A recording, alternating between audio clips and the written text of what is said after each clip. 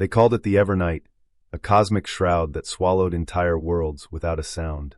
It began as a whisper at the galaxy's edge, stars dimming one by one, then vanishing like candles snuffed by a hidden hand. The beings who came with that darkness were known only as the Akra, entities of pure void, moving between dimensions like shadows behind a thin veil. They did not conquer in the way ancient empires did, they simply erased. Systems, moons, living dreams, all dissolved into their eternal black, leaving behind nothing but a hush deeper than death. Planets that once sang with light and laughter now drifted in utter silence. Every species that faced them either retreated into fortress worlds or surrendered to oblivion. The Akra believed the universe would return to its true form, a pristine, silent abyss, unmarked by warmth, by motion, by hope. Then, at the flickering edge of the final defense line, came the humans. Last among the known sentients to rise from their mud and forests, humans were considered unpredictable, crude, far too fragile for cosmic games. When they arrived, they did not bring immaculate war fleets or perfectly balanced energy waves. They came in battered ships painted with slogans in bright, angry colors. They blared old Earth music, rebellious guitar solos and frantic percussion that ricocheted through the void like defiant battle cries. They arrived not as measured diplomats or sterile tacticians, but as singing, laughing, reckless creatures who carried entire archives of stories in their blood. The Akra turned toward them, curious at first, almost amused. They believed these small, scarred mammals would be absorbed swiftly, their sparks snuffed without resistance. They miscalculated. Humanity had learned long ago that darkness is only darkness when one gives up the fight to kindle a flame.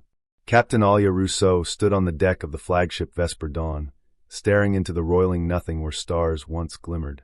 Her ancestors had feared the dark. They told stories of monsters lurking beneath beds and oceans, of ghosts in midnight forests. But humans had always answered fear the same way. They built fires. They sang around them. They pressed trembling hands together and dared each other to laugh.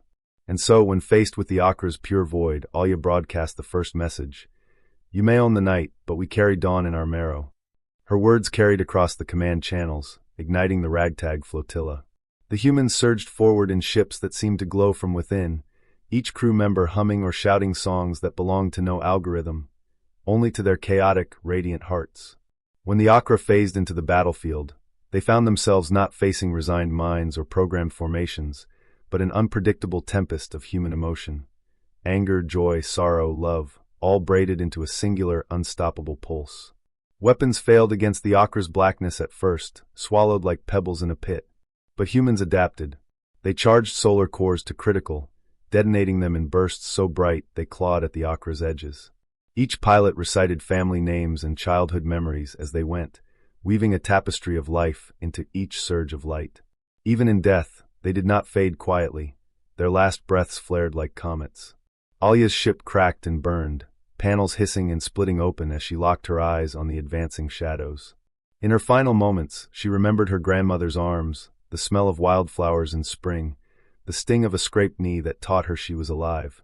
She whispered it all into her final transmission. I have known pain and laughter and loss, and in these I have burned brighter than your eternal dark. That whisper became a blaze. One by one, human ships flared across the abyss, each sacrifice sending seismic ripples into the void. The Akra, who had only ever devoured silence, now felt those ripples striking deep inside their dimensional core, stories and songs weaving through the empty spaces like stubborn vines breaking stone. The first crack came like a dawn breaking on a frozen horizon. A sliver of starlight, then another.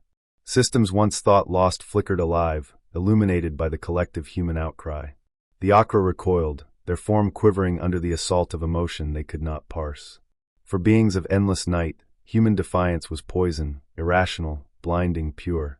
When the final human flagship erupted into an impossible nova, the darkness retreated, howling a soundless scream across the universe.